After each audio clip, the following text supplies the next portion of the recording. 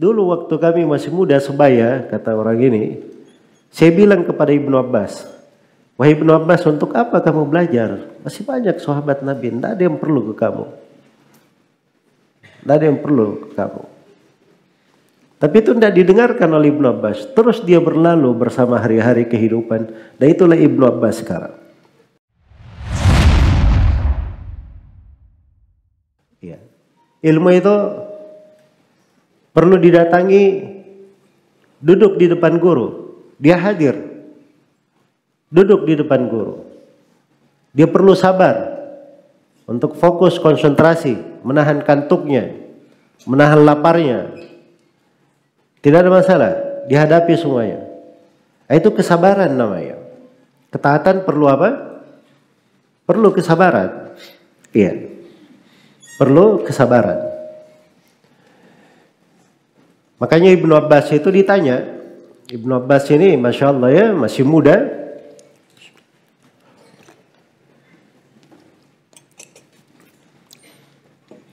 Masih muda Ibnu Abbas, tapi bersama dengan itu dimasukkan oleh Umar bin Khattab radhiyallahu taala anhu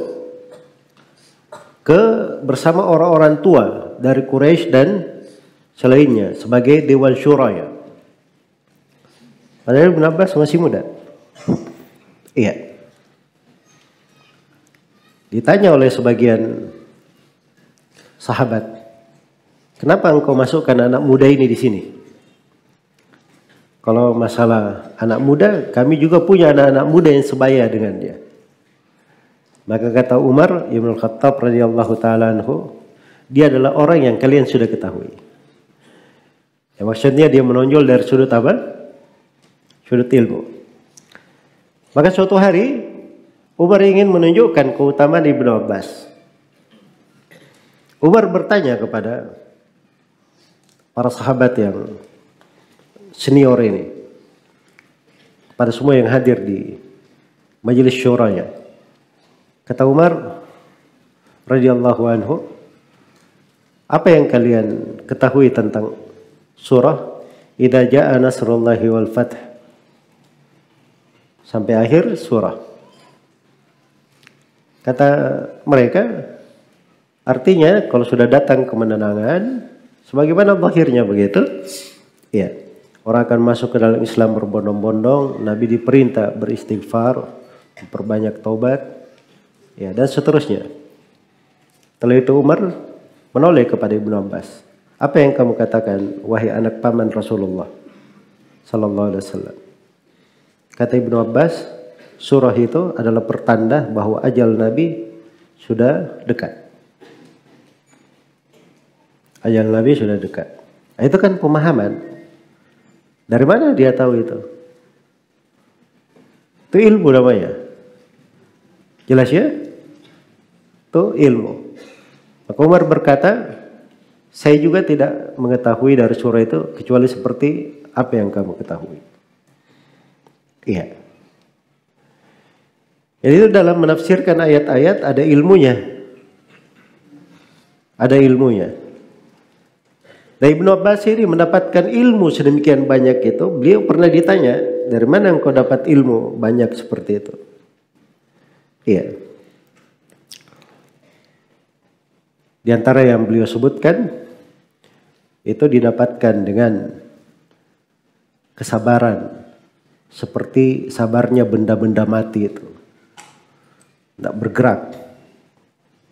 Kadang didapatkan dengan pergi di pagi-pagi. Sebagaimana burung-burung pergi di pagi-pagi. Ya. Nah itu suatu hari diketemukan Ibnu Abbas di depan rumahnya Zaid bin Thabit radhiyallahu taala anhu. Duduk di depan rumahnya. Ya, menunggu Zaid bin Thabit keluar. Diterpa oleh debu. Begitu Zaid bin Thabit keluar dari rumahnya, kaget. Ada apa kamu di sini wahai anak paman Rasulullah sallallahu alaihi wasallam? Kata Ibnu Abbas, saya menunggu untuk engkau keluar supaya saya bisa mengambil ilmu darimu. Kata Zaid bin Thabit, bukankah harusnya kamu datang ke rumah saya? Apa namanya, kamu kirim saja orang ke saya akan datang. Kata Ibnu Abbas, demikianlah kami diperintah terhadap para ulama kami. Itu yang membuat Ibnu Abbas itu tinggi derajatnya. Lebih besar derajatnya. Iya. Jadi itu perlu kesabaran. Perlu kesabaran. Ya seorang mau berhasil itu kadang dia perlu melakukan hal-hal yang tidak lumrah dilakukan oleh orang lain. Ya makanya dulu itu waktu masih muda, ya semua orang melihat Ibnu Abbas itu aneh. Ya makanya temannya itu setelah Ibnu Abbas berhasil, temannya ini sudah sebaya dengan Ibnu Abbas, dia melihat Ibnu Abbas dikelilingi oleh manusia, dimintai fatwa di sana sini. Iya. Maka dia pun bercerita bagaimana penyesalannya. Dulu waktu kami masih muda sebaya, kata orang ini, saya bilang kepada Ibnu Abbas, wahai Ibnu Abbas, untuk apa kamu belajar? Masih banyak sahabat Nabi, tidak ada yang perlu ke kamu.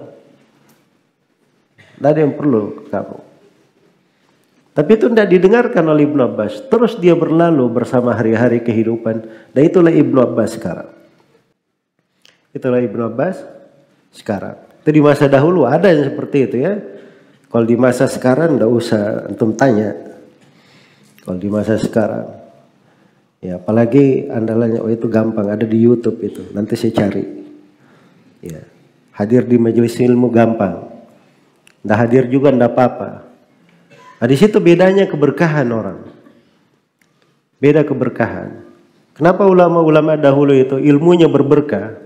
Ibnu Taimiyah sampai hari ini kita baca karya tulisnya, sudah meninggal lebih dari 700 tahun, bersamaan dengan itu masih dibaca karya tulisnya. Al-Bukhari sudah meninggal lebih dari 1000 tahun, sampai hari ini dibaca karya tulisnya.